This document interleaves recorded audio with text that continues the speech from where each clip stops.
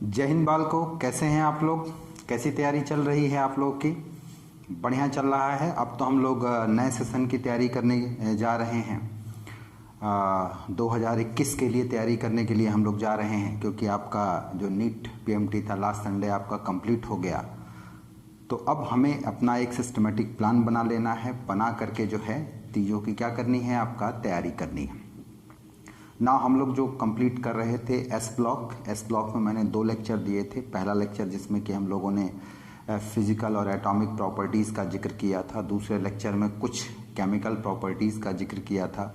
Alkali metal का liquid ammonia solution या flame test जो था, या फिर आप कह सकते हैं हाइड्राइड थे, हैलाइड थे, ऑक्साइड थे, नाइट्राइड थे, इन कंपाउंड को डिस्कस किया था। आज के लेक्चर में हम लोग जो डिस्कस करेंगे वो कार्बोनेट, बाइकार्बोनेट हैं। थोड़ा सा हैलाइड को डिस्कस कर लिया जाएगा, ठीक है। थोड़ा सा सल्फेट है, नाइट्रेट हैं। इसके अलावा जो एबनॉर्मल बिहेवियर है किसका, आपका लिथियम का ग्रुप के बाकी मेंबर के साथ। इसके अलावा एक टॉपिक और डिस्कस किया जाएगा, लिथियम का डायगोनल रिलेशनशिप किसके साथ, आपका मैग्नीशियम के साथ। तो उम्मीद करता हूं कि आप लोग जो है अब तैयार हो गए होंगे इस लेक्चर को सीखने के लिए। बड़ा ही इंपॉर्टेंट लेक्चर है, बड़ा ही कंसेप्चुअल लेक्चर है। और आज इसी लेक्चर में मैं बताऊंगा बिल्कुल लास्ट में कि एक क्वेश्चन नीट 2020 में सीधे एनसीईआरटी की लाइन से पूछा गया है, ठीक है। तो आप लोग इस लेक्चर को सीखने के लिए अब तैयार होंगे। बेहद इंपॉर्टेंट है, इसके अगले साल आने के चांसेस भी बहुत ज़्यादा हैं। तो मेंटली आप लोग प्रिपेयर हो गए होंगे। आप लोगों ने अपने इधर उधर की सारी एक्टिविटी को बंद कर लिया होगा। सोशल मीडिया अकाउंट को भी बंद कर दीजिए। बंद करने के बाद मेरे साथ पूरी तरीके से अपनी पूरी एनर्जी के साथ कंसंट्रेट होकर के कनेक्ट हो जाइए, ठीक है जी। मैं doctor Amit Kumar Pandey, new ACNI and Sharda classes में एचओडी केमिस्ट्री, आपको इस चैप्टर की या आप कह सकते हैं इन टॉपिक की बारीकियों को समझाऊंगा, बारीकियों से रूबरू कराऊंगा। चलेगा? तो तैयार हैं आप लोग? स्टार्ट करें। Let's start.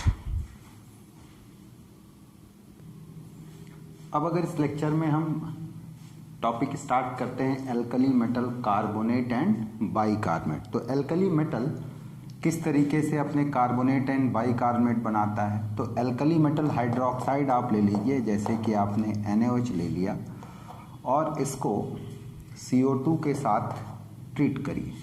तो सोडियम हाइड्रोक्साइड को जब आप CO2 के साथ ट्रीट करेंगे तो ये सोडियम कार्बोनेट बनाता है।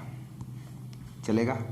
सोडियम कार्बोनेट बनाता है, या आप ये कह सकते हैं कि हाइग्रोस्कोपिक जो सोल्यूशन होता है NaOH का, वो CO2 गैस को एब्जॉर्ब करता है, कार्बोनेट बनता है। इसी तरीके से अगर इस कार्बोनेट को कार्बोनेटेड वाटर में पास करिए जिसमें कि CO2 ज़्यादा मात्रा में मौजूद हो, तो ये सोडियम बाइकार्बोनेट बनाएगा, या एल्कली मेटल बाइकार्बोनेट बनाता है। अब अगर हम जनरल फार्मूला पकड़ लें मेटल कार्बोनेट का और जनरल फार्मूला पकड़ लें मेटल बाइकार्बोनेट का, तो मैं आपको बताऊं एल्कली मेटल के जो कार्बोनेट होते हैं या बाइकार्बोनेट होते हैं वो सब के सब किस में पाए जाते हैं, सॉलिड में पाए जाते हैं। बस बाइकार्बोनेट में हमारी इस बात का एक एक्सेप्शन होता है, वो है लिथियम बाइकार्बोनेट। ये रूम टेम्परेचर पर लिक्विड स्टेट में पाया जाता है। चलेगा? इसके अलावा अगर ये सॉलिड में पाए जाते हैं दोनों, तो दोनों ही कैसे सॉलिड होते हैं, एमॉर्फस या क्रिस्टलाइन सॉलिड। तो दोनों ही क्रिस्टलाइन सॉलिड होते हैं। नेक्स्ट बात, अगर आप ग्रुप में ऊपर से नीचे आते हैं, कार्बोनेट या बाइकार्बोनेट ग्रुप में ऊपर से नीचे आते हैं, टॉप टू बॉटम अगर आप आते हैं, तो इनकी जो थर्मल स्टेबिलिटी होती है, थर्मल स्टेबिलिटी जो होती है वो इंक्रीज करती है। कहने का मतलब कि लिथियम का कार्बोनेट या बाइकार्बोनेट थर्मली सबसे ज़्यादा अनस्टेबल होगा, जबकि सीजियम का कार्बोनेट या बाइकार्बोनेट थर्मली सबसे ज़्यादा स्टेबल होगा। क्यों? ग्रुप में ऊपर से नीचे आने पर इनकी थर्मल स्टेबिलिटी जो होती है वो बढ़ती चली जाती है, इंक्रीज करती चली जाती है। अगला पॉइंट जो आपको अपने दिमाग में बैठाना है, क्वेश्चन के रूप में कई कई बार पूछा गया है, अगर मैं कार्बोनेट की स्पेशली बात करूं तो एल्कली मेटल के कार्बोनेट थर्मली इतने स्टेबल होते हैं कि वो हीट करने पे टूटते ही नहीं। बस अगर लिथियम कार्बोनेट को छोड़ दिया जाए, केवल लिथियम कार्बोनेट एक्सेप्शन होता है, इसको हीट करने पर करस्पॉन्डिंग ऑक्साइड और कौन सी गैस निकलती है, CO2 गैस निकलती है। और इसके पीछे रीज़न ये होता है कि लिथियम छोटे साइज का मेटल आयन है, इसकी पोलराइजिंग पावर ज़्यादा होती है, इस वजह से ये ऑक्सीजन को निकाल लेता है और कौन सी गैस देता है, CO2 गैस देता है। लेकिन बाकी के जो कार्बोनेट होते हैं, सपोज करो सोडियम कार्बोनेट या पोटेशियम, रुबिडियम, सीजियम कार्बोनेट, इनको अगर आप हीट करें तो याद रहे ये डिकम्पोज नहीं होते और कौन सी गैस नहीं देते हैं, आपका CO2 गैस नहीं देते हैं। अब अगर हम लोग बाइकार्बोनेट पर आए, अगर हम बाइकार्बोनेट की बात करें तो ये जो बाइकार्बोनेट होते हैं एल्कली मेटल के, ये थर्मली अनस्टेबल होते हैं और टूट करके करस्पॉन्डिंग कार्बोनेट बनाएंगे, साथ में कौन सी गैस देंगे, CO2 गैस देते हैं। चलेगा? अच्छा, बाइकार्बोनेट में एक बात जरूर याद रखिएगा कि लिथियम बाइकार्बोनेट लिक्विड में होता है, लेकिन लिथियम बाइकार्बोनेट को अगर छोड़ दिया जाए तो बाकी के सभी बाइकार्बोनेट किस में होते हैं, आपके सॉलिड में होते हैं। ये हाँ, अगर इन बाइकार्बोनेट को आप हीट करेंगे तो बनेगा कार्बोनेट, साथ में कौन सी गैस, CO2 और क्या, आपका वाटर। ठीक है। एक चीज़ और याद रखिएगा कि ये जो एल्कली मेटल कार्बोनेट होते हैं, इनकी थर्मल स्टेबिलिटी सेम पीरियड के एल्कलाइन अर्थ मेटल कार्बोनेट से ज़्यादा होती है। जैसे अगर मैं सोडियम कार्बोनेट ले लूं और इसी पीरियड में पाया जाने वाला alkaline earth metal magnesium carbonate ले लूं तो मैं कहूँगा कि thermally sodium carbonate is more stable then magnesium carbonate. Next बात जो आती है इसके अंदर, जो इम्पॉर्टेंट बात है, अगर हम इनकी वाटर सॉल्युबिलिटी की बात करें तो कार्बोनेट और बाइकार्बोनेट दोनों ही वाटर में स्प्रिंगली सॉल्युबल होते हैं और सॉल्युबिलिटी ऊपर से नीचे आने पर बढ़ती चली जाती है। बढ़ने का रीज़न ये होता है कि इनमें आयनिक कैरेक्टर जो है ये बढ़ता चला जाता है। तो एल्कली मेटल कार्बोनेट या बाइकार्बोनेट लें और ग्रुप में कहाँ से कहाँ आए, टॉप टू बॉटम आए, तो इनकी सॉल्युबिलिटी जो होती है वो बढ़ती चली जाती है, इंक्रीज करती है। कहने का मतलब कि लिथियम कार्बोनेट जहाँ लीस्ट सॉल्युबल होगा, सीजियम कार्बोनेट वहाँ मोस्ट सॉल्युबल होगा। बात को और आगे की तरफ बढ़ाएं तो यहाँ दो टर्म यूज किया गया है, एक है वॉशिंग सोडा और एक है बेकिंग सोडा। वॉशिंग सोडा और बेकिंग सोडा, Na2CO3.10H2O को हम वॉशिंग सोडा कहते हैं। ठीक है जी, वॉशिंग सोडा कहते हैं, जबकि NaHCO3 को हम लोग बेकिंग सोडा कहते हैं। ठीक, इसका रीज़न है क्यों सोडियम बाइकार्बोनेट को बेकिंग सोडा कहा जाता है। तो सोडियम बाइकार्बोनेट को आटे में मिला करके जब आप 100 डिग्री सेंटीग्रेड के आसपास हीट करते हैं तो करस्पॉन्डिंग कार्बोनेट और कौन सी गैस निकालता है, ये CO2 गैस निकालता है। इस गैस के निकलने की वजह से ब्रेड में जो होता है गोल गोल गोल गोल पफल्स पड़ जाते हैं, ऐसे छेद हो जाता है इसी गैस के निकलने की वजह से।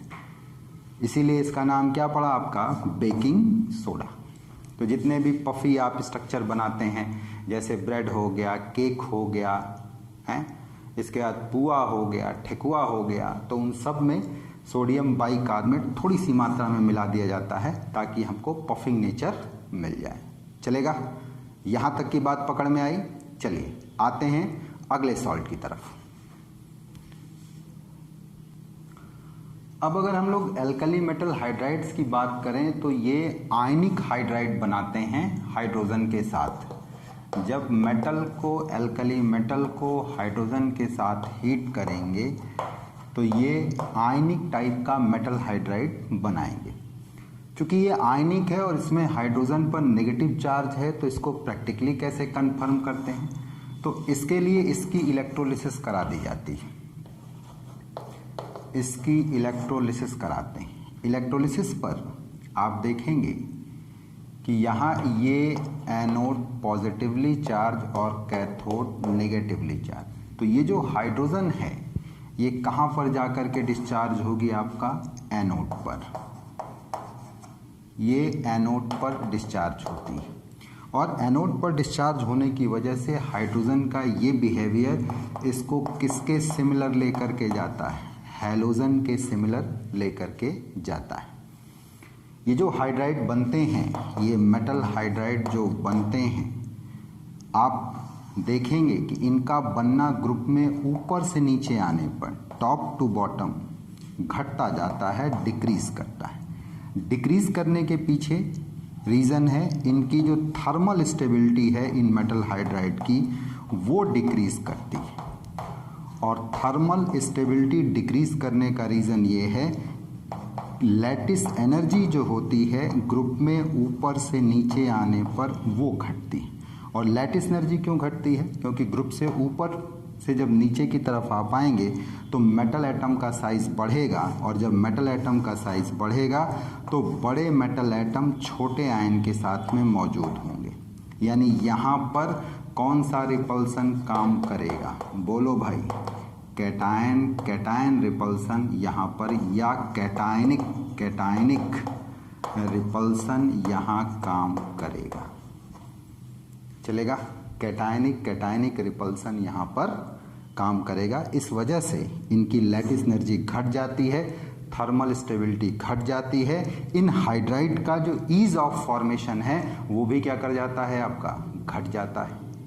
अब अगर हम इन हाइड्राइड को वाटर में डिप कर दें, तो ये करस्पॉन्डिंग कौन सी गैस देते हैं, हाइड्रोजन गैस देते हैं। H2 गैस यहाँ पर रिलीज होती है, चलेगा। कौन सी गैस निकलती है, हाइड्रोजन गैस यहाँ पर रिलीज होती है।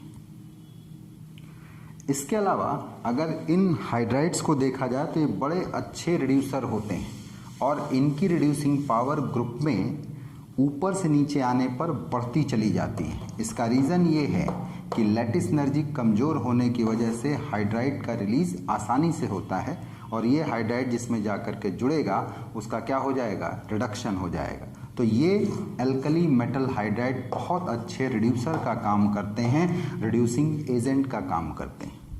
ये कॉम्प्लेक्स रिड्यूसिंग एजेंट में भी बदल जाते हैं। इन हाइड्राइड का रिएक्शन अगर आप एल्युमिनियम और बोरॉन के साथ में कराइए तो ये करस्पॉन्डिंग कॉम्प्लेक्स हाइड्राइड बनाते हैं, लाइक LiAlH4 या NaBH4। जी हाँ, ये वही कंपाउंड जिसमें कि आयनिक, कोवलेंट और कोऑर्डिनेट तीनों प्रकार के बॉन्ड आपको देखने के लिए मिल जाएगा। जैसे आप LiLH4 का स्ट्रक्चर देखेंगे तो Li प्लस AlH4 माइनस, ऐसे ये हाइड्राइड आयन कोऑर्डिनेट बॉन्ड के थ्रू जुड़ेगा ऐसे। ये तो ये यहाँ पर आयनिक बॉन्ड रहा, ये सब आपके कोवलेंट हो गए, ये आपका कोऑर्डिनेट बॉन्ड हो गया। तो तीनों प्रकार के बॉन्ड आपको देखने के लिए मिल जाएंगे। जी हाँ, ये वही कॉम्प्लेक्स हाइड्राइड है जो कि कार्बोनिल कंपाउंड के रिडक्शन के लिए यूज़ किया जाता था ऑर्गेनिक में। याद करिए, एल्डिहाइड और कीटोन का रिएक्शन जब हम लोग LiLH4 के साथ कराते थे और नेक्स्ट स्टेप में एसिडिफिकेशन करते थे तो करस्पॉन्डिंग ये कंपाउंड अपने अल्कोहल में बदल जाता था। ये बहुत अच्छे रिड्यूसिंग एजेंट का काम करते हैं, हाइड्राइड हैं तो, और कॉम्प्लेक्स हाइड्राइड हैं तो। चल जाएगा, ध्यान रखेंगे हमारी ये बात। बोलो भाई, आते हैं नेक्स्ट टॉपिक पर, एल्कली मेटल नाइट्रेट्स पर। चलिए, अब अगर हम लोग एल्कली मेटल नाइट्रेट की बात करें तो एल्कली मेटल जो होता है MnO3 टाइप के आयनिक नाइट्रेट बनाता है, चलेगा। ये जो नाइट्रेट होते हैं, आप अगर देखें तो lithium nitrate, sodium nitrate, potassium nitrate, rubidium nitrate और सीजियम नाइट्रेट चलेगा। ग्रुप में अगर आप ऊपर से नीचे आए तो थर्मल स्टेबिलिटी जो होती है वो बढ़ती है, और बढ़ने का रीज़न ये है कि large cation are stabilise by large anion, that is lattice enthalpy effect या लैटिस एनर्जी इफेक्ट। तो इनकी थर्मल स्टेबिलिटी ग्रुप में ऊपर से नीचे आने पर बढ़ती है। वाटर सॉल्युबिलिटी की अगर बात करें तो ये सब के सब alkali metal nitrate water soluble होते हैं। आप तो जानते हैं कि नाइट्रेट के केस में चाहे एस ब्लॉक का हो, पी ब्लॉक का हो, डी ब्लॉक का हो, सब के सब सॉल्युबल होते हैं। लेकिन अगर इनमें आप रिलेटिव सॉल्युबिलिटी की बात करेंगे तो वो ग्रुप में ऊपर से नीचे आने पर घटेगी। साथ ही साथ यहाँ पर अब अगर इसकी थर्मल स्टेबिलिटी का स्टैंडर्ड देखें और हीट करें तो इसका हीटिंग बड़ा ही इंटरेस्टिंग है। लिथियम नाइट्रेट हीट होने पर करस्पॉन्डिंग ऑक्साइड NO2 गैस, जिसको आप ब्राउन गैस कहते हैं, और साथ में O2 गैस देता है, जबकि बाकी के नाइट्रेट हीट करने पर करस्पॉन्डिंग नाइट्राइट देते हैं, ध्यान दीजिएगा, और साथ में कौन सी गैस देंगे, आपका ऑक्सीजन गैस देंगे। ये रिएक्शन बड़ी इंपॉर्टेंट है। क्यों इंपॉर्टेंट है आप देख सकते हैं, लिथियम नाइट्रेट में नाइट्रोजन +5 में और ऑक्सीजन -2 में, जबकि जब प्रोडक्ट में यही नाइट्रोजन गई है तो +4 में और ऑक्सीजन कहाँ गया आपका 0। तो आप ये देख रहे हैं कि एक ही कंपाउंड के अंदर मौजूद दो अलग अलग एलिमेंट अपने ऑक्सीडेशन नंबर में चेंज को शो कर रहे हैं। नाइट्रोजन का घट रहा है तो ऑक्सीजन का बढ़ रहा है। तो ये है तो आपकी रिडॉक्स रिएक्शन, लेकिन किस टाइप का रिडॉक्स डिकम्पोजिशन है ये, इंट्रामॉलिक्यूलर, क्योंकि दोनों एलिमेंट एक ही कंपाउंड में मौजूद है। इंट्रामॉलिक्यूलर रिडॉक्स रिएक्शन का बहुत ही खूबसूरत एग्जाम्पल है इंट्रामॉलिक्यूलर रिडॉक्स डिकम्पोजिशन का। यहाँ पर भी देख सकते हैं तो ये प्रॉपर्टी लिथियम की ग्रुप के बाकी के नाइट्रेट से डिफर है, क्योंकि लिथियम छोटे साइज का होता है और इसकी पोलराइजिंग पावर जो है बाकी के मेटल से ज़्यादा होती है, इसलिए साथ में रेडिश ब्राउन या ब्राउन कलर की गैस भी रिलीज करता है, NO2 देता है। जबकि बाकी के जो होता है करीब करीब 500 तक नहीं देते हैं। हाँ, 500 से ज़्यादा अगर हीट करते हैं 800-900 के आसपास, तब ये कहीं जाके डिकम्पोज होगा। नहीं तो जिस टेम्परेचर पे ये डिकम्पोज होकर के ये गैसें देता है, ये डिकम्पोज होकर के केवल नाइट्राइट और क्या देगा, आपका ऑक्सीजन देगा। बोलो भाई, यहाँ तक की बात पकड़ में आती है? चलिए, हाँ, एक बात जो रह गई वो ये कि एल्कली मेटल नाइट्रेट जो होते हैं वो डीलिक्विसेंट सॉलिड होते हैं। डीलिक्विसेंट सॉलिड होते हैं मतलब कि अगर ये alkali metal nitrate water vapour के संपर्क में या वाटर के संपर्क में आएंगे तो ये करस्पॉन्डिंग किस स्टेट में बदल जाएंगे, लिक्विड स्टेट में बदल जाते हैं। वाटर को एब्जॉर्ब कर लेते हैं, वो एब्जॉर्ब करके लिक्विड में बदल जाते हैं। तो ऐसे सॉलिड जो कि वाटर वेपर को एब्जॉर्ब करके लिक्विड में बदल जाए, ये घटना क्या कहलाती है, डीलिक्विसेंट सॉलिड कहलाते हैं। चल जाएगा, बढ़ते हैं अगले ऑक्सी एसिड की तरफ या अगले कंपाउंड की तरफ। अब अगर हम लोग एल्कली मेटल सल्फेट की तरफ आएँ तो करस्पॉन्डिंग मेटल हाइड्रोक्साइड को अगर हम सल्फ्यूरिक एसिड के साथ में या SO3 गैस पास करें तो ये करस्पॉन्डिंग मेटल सल्फेट बनाते हैं। जो भी एल्कली मेटल सल्फेट है ये सब के सब जो है वो सॉलिड होते हैं। साथ ही साथ ग्रुप में अगर आप ऊपर से नीचे की तरफ आप आएंगे तो इनकी थर्मल स्टेबिलिटी जो होती है वो बढ़ती है। थर्मल स्टेबिलिटी बढ़ती है। एंथैल्पी ऑफ फॉर्मेशन नेगेटिव में अगर आप देखेंगे तो ये बढ़ता चला जाएगा, रिलीज एनर्जी बढ़ती जाती है, यानी थर्मल स्टेबिलिटी बढ़ती है। साथ ही साथ अगर आप इनके वाटर सॉल्युबिलिटी की बात करेंगे तो ये ग्रुप में ऊपर से नीचे आने पर घटती। कहने का मतलब सबसे ज़्यादा लिथियम सल्फेट सॉल्युबल होता है और सबसे कम जो है वो सीजियम सल्फेट सॉल्युबल होता है। इसी तरीके से थर्मल स्टेबिलिटी सबसे ज़्यादा सीजियम सल्फेट की होती है और सबसे कम लिथियम सल्फेट की होती है। और यहाँ थर्मल स्टेबिलिटी बढ़ने का यही रीज़न देंगे कि large cation are stabilise by large anion known as lattice enthalpy effect और लैटिस एनर्जी इफेक्ट। चल जाएगा, कर लेंगे। अगर इतना आप कर ले रहे हैं तो नीट के एग्ज़ाम के लिए जनरल सॉल्ट पर एल्कली मेटल के सारे क्वेश्चन करीब करीब अब बन जाएंगे। अब हमें केवल दो बातें करनी है। पहली बात हमको करनी है कि लिथियम का डायगोनल रिलेशनशिप मैग्नीशियम के साथ, और दूसरी बात हमको करनी है कि लिथियम की कौन सी प्रॉपर्टी ग्रुप के बाकी मेंबर से मैच नहीं करती। तो चलिए सबसे पहले आते हैं डायगोनल रिलेशनशिप पर। अब अगर हम लोग एल्कली मेटल में मौजूद डायगोनल रिलेशनशिप की बात करें तो डायगोनल रिलेशनशिप एल्कली मेटल में लिथियम शो करता है मैग्नीशियम के साथ। जनरल कंसेप्ट की अगर बात की जाए तो स्टार्टिंग के कुछ मेंबर, खास तौर से एस ब्लॉक और कुछ केवल पी ब्लॉक के, अपने डायगोनली स्थित थर्ड पीरियड के मेंबर के साथ प्रॉपर्टीज में सिमिलरिटी शो करते हैं और इसी प्रॉपर्टीज की सिमिलरिटी को डायगोनल रिलेशनशिप के नाम से जाना जाता है। जैसे लिथियम मैग्नीशियम के साथ शो करता है, बेरिलियम एल्यूमिनियम के साथ शो करता है, बोरॉन सिलिकॉन के साथ शो करता है। और अगर पीरियड में लेफ्ट टू राइट जाएंगे तो ये सिमिलरिटी की जो इंटेंसिटी होती है वो घटती चली जाती है। सबसे ज़्यादा सिमिलरिटी आपको लिथियम मैग्नीशियम में मिलेगा और सबसे कम आपको जो मिलेगा वो बोरॉन और सिलिकॉन में देखने को मिलेगा। चलेगा। अब ये डायगोनल रिलेशनशिप होता क्यों है? तो इसके पीछे रीज़न होता है कि ये कंपाउंड अपने या ये एलिमेंट अपनी आयनिक स्टेट में लगभग बराबर साइज रखते हैं, बराबर इलेक्ट्रोनेगेटिविटी रखते हैं, या इनके चार्ज बटे साइज का रेशियो बराबर आता है, जिसको हम लोग आयनिक पोटेंशियल कहते हैं। तो सबसे पहला पॉइंट जो हमने यहाँ पर दिया है कि diagonal relationship is due to, या diagonal relationship between lithium and magnesium is due to similar polarising power और ionic potential, that is charge बटा साइज रेशियो। ये सिमिलर आता है दोनों का।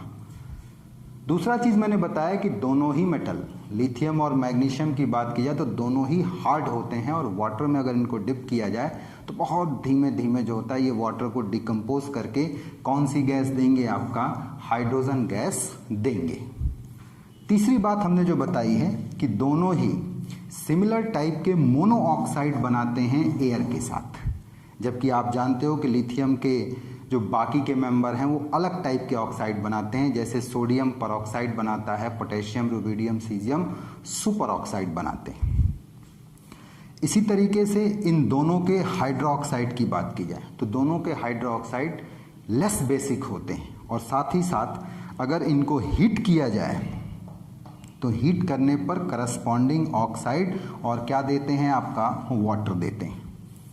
नाउ अगले पॉइंट पर अगर हम आए, इनके कार्बोनेट की बात करें तो दोनों के कार्बोनेट थर्मली अनस्टेबल होते हैं और हीट किए जाने पर करस्पॉन्डिंग ऑक्साइड और कौन सी गैस देते हैं? CO2 गैस देते हैं। जबकि एल्कली मेटल कार्बोनेट के बारे में आप जानते हैं कि लिथियम कार्बोनेट को अगर छोड़ दो तो बाकी के alkali metal carbonate thermally stable होते हैं और हीट करते करते मर जाओगे, लेकिन CO2 गैस नहीं देंगे। साथ में इनकी थर्मल स्टेबिलिटी ऊपर से नीचे आने पर बढ़ती है, लेकिन लिथियम कार्बोनेट CO2 देता है, ठीक वैसे ही जैसे मैग्नीशियम कार्बोनेट, क्योंकि दोनों ही थर्मली क्या है? आपका अनस्टेबल हैं। दोनों की लैटिस एनर्जी कम होती है क्योंकि दोनों कैटायन की पोलराइजिंग पावर क्या है? आपका ज़्यादा है। आयनिक बॉन्ड में कैसा कैरेक्टर है? आपका कोवैलेंट कैरेक्टर मौजूद है। बात को आगे बढ़ाएं, अगर इन दोनों के नाइट्रेट की बात कर ली जाए तो दोनों के नाइट्रेट जो होते हैं वो भी थर्मली अनस्टेबल होते हैं और हीटिंग पर NO2 गैस देते हैं। जबकि ध्यान दीजिए आप, बाकी के अल्कली मेटल नाइट्रेट हीटिंग पर NO2 नहीं देते हैं, नाइट्राइट और ऑक्सीजन देते हैं, लेकिन ये दोनों ही NO2 गैस देते हैं। अब दोनों के अगर हम कार्बाइड की बात कर लें तो दोनों कार्बन के साथ हीट किए जाने पर आयनिक कार्बाइड बनाते हैं, और इन आयनिक कार्बाइड को अगर वाटर में डिप किया जाए तो कौन सी गैस निकलती है? एसिटिलीन गैस निकलती है। एसिटिलीन गैस निकलती है जो ब्लू फ्लेम के साथ बर्न करेगी, आयरन के क्रिस्टल को काटने और पिघलाने के काम में आती है। ठीक है, तो दोनों ही आयनिक कार्बाइड बनाते हैं। इस तरीके से हम कह सकते हैं कि लिथियम क्या शो करता है प्रॉपर्टीज में? सिमिलरिटी शो करता है, और ये रिलेशनशिप क्या कहलाता है? डायगोनल रिलेशनशिप कहलाता है। चलिए कुछ एक और पॉइंट को फोकस करते हैं। बात को अगर हम थोड़ा सा आगे बढ़ाएं और लिथियम और मैग्नीशियम के डायगोनल रिलेशनशिप पर अगर हम बात कर रहे हैं तो मैं बताऊं कि दोनों ही मेटल के जो क्लोराइड होते हैं वो डीलिक्विसेंट होते हैं। डीलिक्विसेंट का मतलब अगर इनके क्लोराइड को रख करके एटमॉस्फेयर में छोड़ो जिसमें वाटर वेपर मौजूद है तो ये सॉलिड से लिक्विड में चले जाएंगे। चलेगा, एक बात। दूसरी बात ये है कि दोनों के जो सॉल्ट हैं, लिथियम और मैग्नीशियम के जो सॉल्ट हैं, खास तौर से जिनमें ये वीक बेस होता है स्ट्रॉन्ग एसिड के साथ, तो उनकी हाइड्रोलिसिस हो जाती है, और उनकी हाइड्रोलिसिस जो होती है वो एनायनिक टाइप की होगी, और साथ में जो सॉल्यूशन बनेगा आफ्टर हाइड्रोलिसिस वो एसिडिक सॉल्यूशन होगा। जैसे मैं LiCl की बात कर लूँ तो LiCl वाटर में जाकर के LiOH और H+ और Cl- बनाएगा। तो OH आयन चूंकि जुड़ा तो ये एनायनिक हाइड्रोलिसिस कहलाई, और सॉल्यूशन हाइड्रोलिसिस के बाद चूंकि स्ट्रॉन्ग एसिड बना रहा है तो कैसा होगा? एसिडिक होगा, और इसका pH 7 से कम आएगा। तो ये बात आपको ध्यान रखना है कि लिथियम और मैग्नीशियम के स्ट्रॉन्ग एसिड के साथ के जो सॉल्ट होंगे वो एनायनिक हाइड्रोलिसिस को शो करेंगे, और साथ में सॉल्यूशन का नेचर हाइड्रोलिसिस के बाद कैसा होगा? एसिडिक होगा।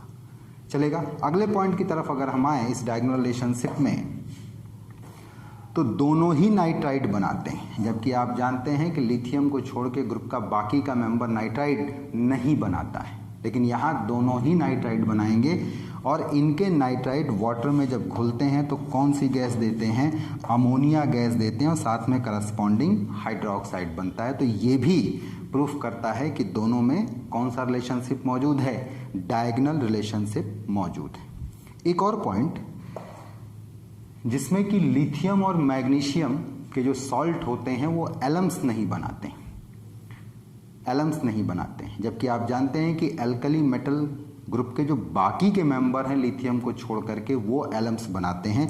जैसे आपने पढ़ा होगा K2SO4 Al2SO4 whole thrice .24H2। ठीक वैसे ही जैसे कि कोई भी एल्कलाइन अर्थ मेटल का मेंबर एलम नहीं बनाता है, लिथियम भी एलम का फॉर्मेशन नहीं करता है, और इसके पीछे रीज़न ये होता है कि उसका साइज छोटा है, पोलराइजिंग पावर ज़्यादा है, तो आयनिक बॉन्ड में कौन सा कैरेक्टर ले आएगा? कोवलेंट कैरेक्टर ले आएगा, जबकि एलम्स कैसे होते हैं आपके? आयनिक होते हैं। चलेगा, तो लिथियम भी एलम का फॉर्मेशन नहीं करता, ठीक वैसे ही जैसे कि मैग्नीशियम के जो सल्फेट होते हैं, लिथियम सल्फेट भी एलम नहीं बनाएगा, जैसे मैग्नीशियम सल्फेट नहीं बनाते हैं। चल जाएगा, एक दो पॉइंट और हैं उनको भी डिस्कस कर लेते हैं। अब अगर हम लोग आगे की तरफ बढ़ें तो अब यहाँ पर जो चीज़ आती है वो आता है डायगोनल रिलेशनशिप में लिथियम का मैग्नीशियम के साथ एक और भी एविडेंस है।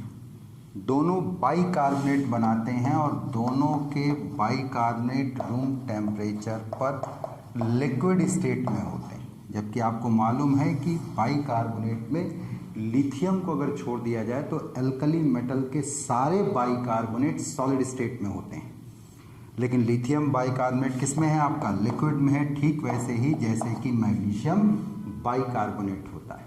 एक बात, एक आखिरी बात जो इनके डायगोनल रिलेशनशिप को प्रूफ करती है वो ये कि लिथियम और मैग्नीशियम दोनों ही एल्किल कंपाउंड बनाते हैं, एल्किल लिथियम या फिर एल्किल मैग्नीशियम। तो मैं आपको बताऊं जो एल्किल लिथियम या एल्किल मैग्नीशियम है, इनकी पोलराइजिंग पावर बहुत ज़्यादा होने की वजह से इनके बॉन्ड में कौन सा करैक्टर मौजूद होता है? कोवलेंट बॉन्ड का करैक्टर मौजूद होता है। और जब इनमें कोवलेंट बॉन्ड का करैक्टर मौजूद होगा तो ये वाटर में कम सॉल्युबल होंगे, जबकि ऑर्गेनिक सॉल्वेंट में ये ज़्यादा सॉल्युबल होंगे। जैसे बेंजीन हो गया, ईथर हो गया, अल्कोहल हो गया, उन सब में ये ज़्यादा सॉल्युबल होते हैं। तो मैंने इतने सारे पॉइंट बताए जो कि लिथियम के डायगोनल रिलेशनशिप को मैग्नीशियम के साथ क्या करते हैं, आपका प्रूफ करते हैं। चल जाएगा। अब हम लोग अगले टॉपिक पर आते हैं, जिसमें कि कौन सी प्रॉपर्टी लिथियम की ग्रुप के बाकी मेंबर के साथ मैच नहीं करती और मैच ना करने का कारण क्या है। यानी हम अब डिस्कस करने जा रहे हैं एबनॉर्मल प्रॉपर्टी ऑफ लिथियम। चलिए,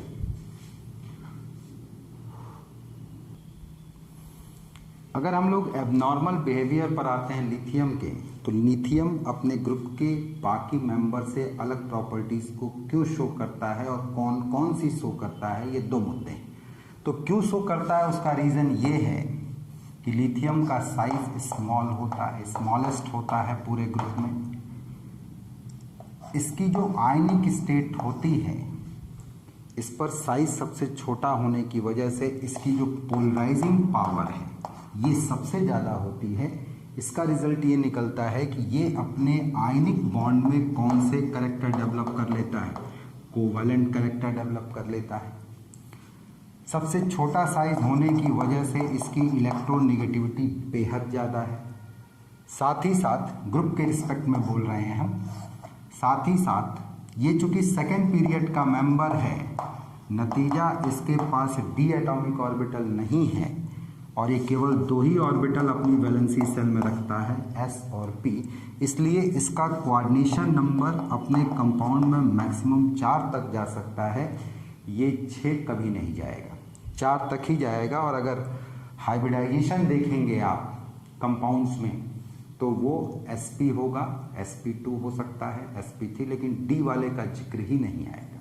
ठीक, इसके मोस्टली कंपाउंड जो होंगे उनमें कोवलेंट कैरेक्टर ज़्यादा होने की वजह से वाटर में सॉल्युबिलिटी कम होगी, जबकि ऑर्गेनिक सॉल्वेंट में इनकी सॉल्युबिलिटी ज़्यादा होगी। तो ये पॉइंट के अलावा एक आखिरी और बड़ा ही इम्पॉर्टेंट पॉइंट जो लिथियम के एबनॉर्मल बिहेवियर के लिए आता है वो ये कि लिथियम डायगोनल रिलेशनशिप शो करता है किसके साथ, आपका मैग्नीशियम के साथ। तो ये कुछ एक पॉइंट्स हैं जो लिथियम को ग्रुप के बाकी मेंबर से अलग कर देते हैं या प्रॉपर्टीज़ में डिफरेंस पैदा करते हैं। अब हम लोग एक एक प्रॉपर्टीज़ को देखते हैं कि कौन कौन सी प्रॉपर्टी है और क्या क्या डिफरेंस आ रहा है। चलिए, जब हमने ये देख लिया कि लिथियम एबनॉर्मल बिहेवियर शो करता है ग्रुप के बाकी मेंबर से, और इसकी 4 वजह हैं: छोटा size, high polarising power, absence of d atomic orbital, और क्या चीज़, आपका डायगोनल रिलेशनशिप। तो अब कौन कौन सी प्रॉपर्टीज़ है वो देखें। सबसे पहला कि लिथियम ग्रुप के बाकी अल्कली मेटल की तुलना में ज़्यादा हार्डर है और लाइटर है। दूसरी प्रॉपर्टी अगर देखी जाए तो ये एयर के द्वारा आसानी से अफेक्ट नहीं होता है। इसकी जो लश्चर है, चमक है, ये इवन दो मेल्ट करने पर भी क्या रहती है, आपका मेंटेन रहती है। और अगर इसको आप वाटर में डिप करते हैं तो बहुत धीमे धीमे, यहाँ एक टर्म है स्लोली, धीमे धीमे, कौन सी गैस देता है, आपका हाइड्रोजन गैस देता है, जबकि बाकी के जो एल्कली मेटल हैं बड़ी तेज़ी से हाइड्रोजन गैस देते हैं। इसी तरीके से अगर हम ऑक्सीजन को लेकर के रिएक्टिविटी की बात करें तो लिथियम 0 डिग्री के नीचे तो रिएक्ट ही नहीं करता, और थोड़ा सा टेम्परेचर बढ़ाते हैं तो रिएक्ट करने पर ऑक्साइड बनाता है, जबकि यहीं ग्रुप के बाकी के मेंबर डिफरेंट टाइप के ऑक्सीजन कंपाउंड बनाते हैं। जैसे अगर सोडियम है तो वो सोडियम परऑक्साइड बनाएगा, जबकि पोटेशियम, रुबिडियम और सीजियम ये सुपर ऑक्साइड बनाते हैं। लेकिन लिथियम जो है वो क्या बनाता है, आपका ऑक्साइड बनाता है, ये डायामैग्नेटिक होता है, जबकि पोटेशियम और रुबिडियम के जो ऑक्साइड्स होते हैं, ये सुपर ऑक्साइड्स होते हैं, ये पैरामैग्नेटिक होते हैं। इसी तरीके से अगले पॉइंट पर हम आए तो केवल लिथियम ही नाइट्रोजन से रिएक्ट करके नाइट्राइड बनाता है, जबकि बाकी के एल्कली मेटल नाइट्रोजन के साथ रिएक्ट नहीं करते या नाइट्राइड का फॉर्मेशन नहीं करते। अगले पॉइंट पर हम बढ़ें तो अगर हम एल्कली मेटल हाइड्रोक्साइड की बात करें तो ये भी थर्मली स्टेबल होता है, लेकिन लिथियम हाइड्रोक्साइड अनस्टेबल और हीट करने पर ऑक्साइड बनाता है। बाकी के एल्कली मेटल हाइड्रोक्साइड को अगर आप हीट करेंगे तो ये हीटिंग पर ऑक्साइड नहीं बनाते हैं, और साथ में थर्मल स्टेबिलिटी जो होती है इनकी ग्रुप में ऊपर से नीचे आने पर बढ़ती है। चल जाएगा। चलिए कुछ अगले पॉइंट पर आते हैं, अदर पॉइंट्स की बात करते हैं।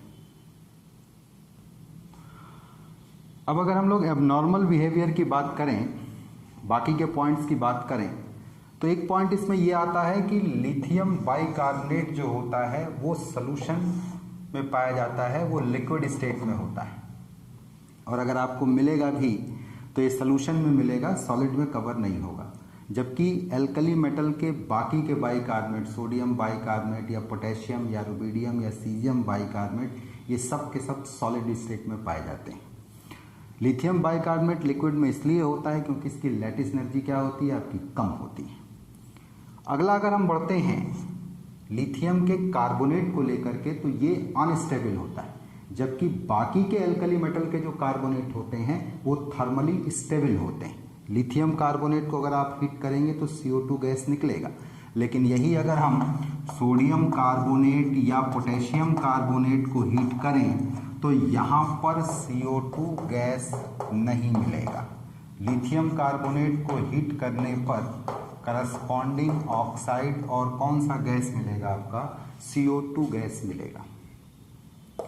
आगे की तरफ अगर चलें तो हम लिथियम के नाइट्रेट की बात करें तो नाइट्रेट को अगर हीट किया जाए तो करस्पॉन्डिंग ऑक्साइड और कौन सी गैस बनेगी, आपका NO2 गैस निकलती है, ब्राउन गैस निकलती है। चलेगा। लेकिन अगर बाकी के एल्कली मेटल नाइट्रेट को आप हीट करिए तो NO2 नहीं निकलता, करस्पॉन्डिंग नाइट्राइट बनता है और साथ में ऑक्सीजन गैस निकलती है। पीछे मैं आपको बता चुका हूं। एल्कली मेटल सल्फेट की बात की जाए तो एल्कली मेटल सल्फेट सारे के सारे एलम्स बनाते हैं, डबल सॉल्ट बनाते हैं। लिथियम सल्फेट डबल सॉल्ट नहीं बनाता, आप देख सकते हैं। तो ये प्रॉपर्टी भी लिथियम को ग्रुप के बाकी मेंबर से अलग करती है। लास्ट पॉइंट इसके एबनॉर्मल बिहेवियर में कि अगर लिथियम के आप सॉल्ट ले, स्पेशली फ्लोराइड, ऑक्सलेट, कार्बोनेट या सल्फेट, तो ये सब के सब वाटर में कम सॉल्युबल होते हैं, स्प्रिंगली सॉल्युबल होते हैं। इसका रीज़न ये होता है कि छोटा साइज होने की वजह से पोलराइजेशन पावर इसकी ज़्यादा है, कोवलेंट कैरेक्टर ज़्यादा है, तो वाटर में सॉल्युबिलिटी इसकी कंपैरेटिवली कम है ग्रुप के बाकी मेंबर के इन्हीं सॉल्ट की तुलना में। चल जाएगा, कर लेंगे। तो इस तरीके से हम लोग कौन सा टॉपिक कंप्लीट कर गए, एबनॉर्मल बिहेवियर ऑफ लिथियम। चलेगा। अब एक छोटा सा टॉपिक इसमें और भी आता है कि एल्कली मेटल का एक्सट्रैक्शन। तो मैं आपको बता दूं कि एल्कली मेटल का कोई डायरेक्ट एक्सट्रैक्शन का मेथड नहीं होता है, क्योंकि बेहद एक्टिव मेटल्स होते हैं। ये नेचर में फ्री स्टेट में नहीं पाए जाते हैं, ये नेचर में मौजूद कंपोनेंट के साथ रिएक्ट करके oxide, halide, sulphate, carbonate, nitrate, phosphate इनमें बदल जाते हैं। तो अगर एल्कली मेटल को आपको सुरक्षित रखना है तो इनको हम लोग लिक्विड जो पैराफिन्स होती हैं, बेंजीन हो गया, पेट्रोल हो गया, डीजल हो गया, केरोसिन हो गया, उसमें इसको रखते हैं।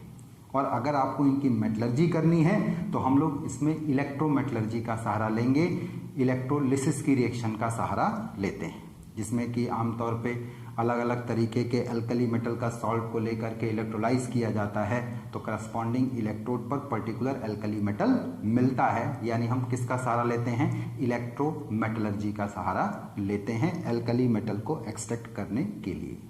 चलेगा।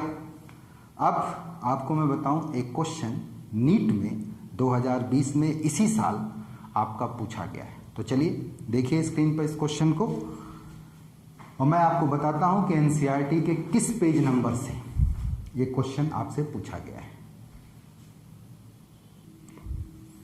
तो जो सवाल आप स्क्रीन पर देख रहे हैं कि the following metal ion activate many enzymes participate in the oxidation of glucose to produce ATP and with sodium is responsible for the transmission of nerve signals। ठीक है, तो कौन सा मेटल आयन है, कैल्शियम है, पोटेशियम है, iron है या कॉपर है। तो आपको लग रहा होगा कि ये सवाल कहाँ से आया। जी हाँ, ये सवाल आपकी एनसीईआरटी का है। चूँकि नीट वालों में पूछा गया तो ये बायोलॉजी में उन लोगों ने पढ़ा होगा, उनके पास ये इंफॉर्मेशन होगी, लेकिन क्वेश्चन आपकी एनसीईआरटी की टेक्स्ट बुक से है। आप देख सकते हैं यहाँ पर आपका जो 11th क्लास की सेकंड एनसीईआरटी है उसमें एस ब्लॉक वाले में biological importance of sodium and potassium page number 298 पर दिया गया है। इसमें आप ये पढ़ सकते हैं, ये पूरा बस ये लाइन उठाया गया, एक शब्द गायब किया गया, उसी शब्द के 4 ऑप्शन बनाए गए। आप इसको बड़े ध्यान से पढ़ सकते हैं। ये यहाँ पर potassium ions are the most abundant cation with cell fluid where they activate many enzymes, participate in the oxidation of glucose to produce ATP and with sodium are responsible for the transmission of nerve signals। आप देख सकते हैं बहुत पहले ही निशान लगा हुआ है इस पर। ठीक है, तो ये बहुत ही इजी क्वेश्चन था, एल्कली मेटल का क्वेश्चन था। किस बुक से आया है? एनसीईआरटी से आया है आपका। किस क्लास की? 11th क्लास की। कौन सी एनसीईआरटी? Second book. किस पेज नंबर से आया है? पेज नंबर है आपका 298। और किस टॉपिक से आया है? तो आप पढ़ सकते हैं बायोलॉजिकल इंपॉर्टेंस